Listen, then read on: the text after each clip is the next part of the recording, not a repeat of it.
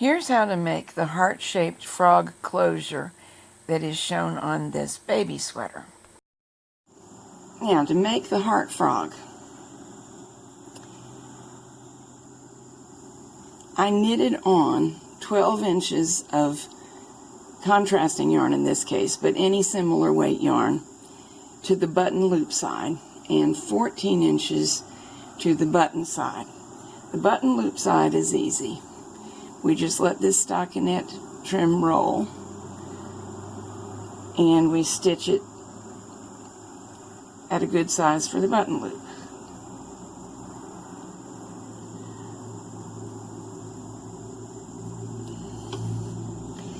Now we form the rest of the length into a heart. We don't have to use all of it.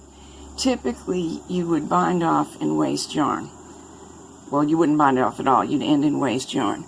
I bound off for neatness of view while showing you. But form a heart that you like. Pin it into place. And then we'll use either thread that matches the garment, as I have here, or thread that matches the trim to hand stitch it down.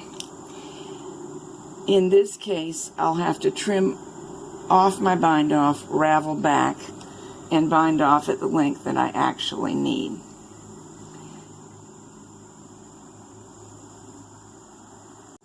It's your call which side you want out, but because this is plain stockinette, not a real I-cord, I would like the stockinette side rather than the side that shows the rolling edges out.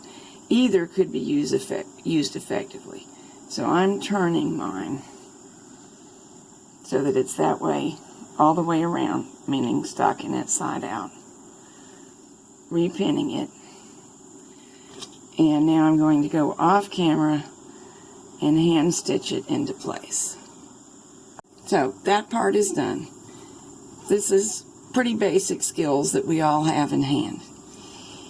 Now, when I was designing this, I was trying all kinds of Chinese knots, trying to master them.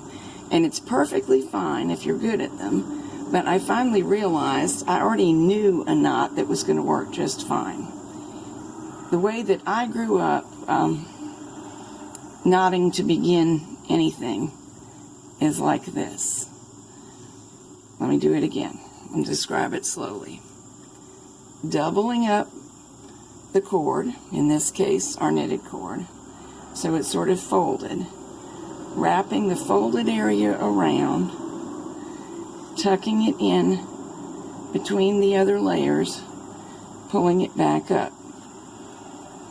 And that's what we're going to do here. But then we will use this loop to finish a button knot. I'm going to do it again one more time for clarity. Fold, leave it as close to the fabric as you can, wrap, tuck the folded end through the loop that's held on the other fingers, basically. Now stop, don't tighten it. Bring the loose end around and through. That's going to be enough bulk to make a good knot. And now we do tighten it, but you may have to work back towards the main body of the fabric, pulling the slack out.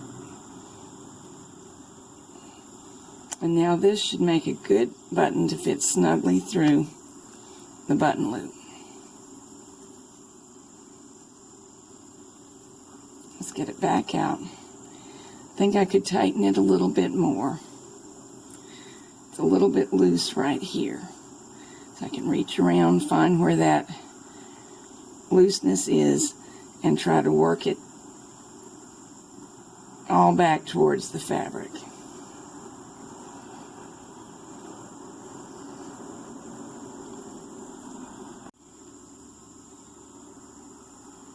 There we go. That tightened it up.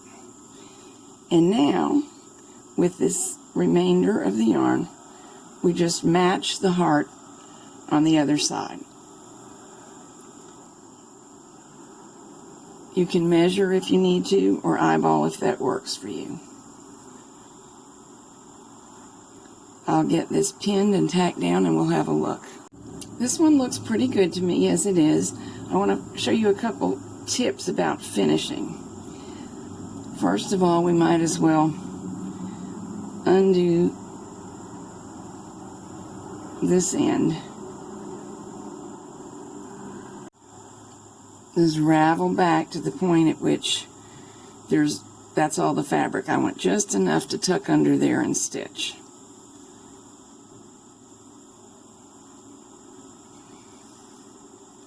One more row, I think.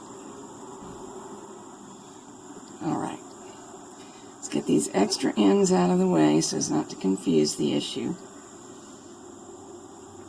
I'm going to thread these into a yarn needle. This is a bigger needle than I need, but it makes it easier to see on camera. It's a little easier to work with the smaller needle.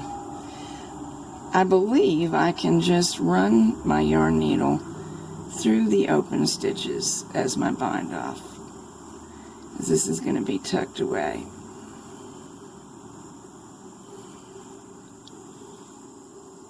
That's 3 of them. By the way, you're looking at a composite yarn. I knitted with 2 strands of yarn together, and that's why it looks the way it does. But the composite made the color that I wanted, and it made the weight that I wanted. There we go. All of them are caught. I did not worry about the fact that it was more convenient for me to go different directions to bind them off, because they're going to be tucked in and hidden. Under the knot we go. Right, that's going to look good. I'll stitch down in that position. I want to get back up here and tack the center of the heart down because I think it looks much better. And in order to do that, I'm just going to take this yarn that's already in the needle, that's from the end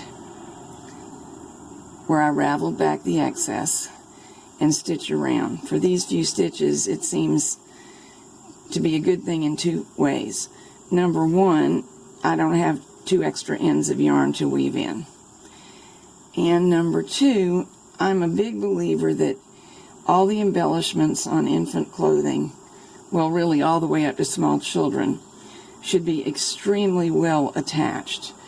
I would be horrified if something that I had made or encouraged you to make ever caused a choking hazard. And we already did our best by knitting the stockinette strip straight onto the fabric. It would be hard for a child to remove it, and that's good. But stitching down firmly is also a help. I've stitched all the way around, and I'm back to our end and the knot, and I'm going to stitch through the end and actually into the knot a couple of times so that that is really firmly joined. That's not so much because this area is a hazard, but because it'll be under stress and I don't want it to gap and not look nice. And there we go. This technique basically costs nothing because it's just odds and ends of yarn and only takes a few minutes. This pattern will appear in Country Knitting of Maine News and Views sometime probably in 2020.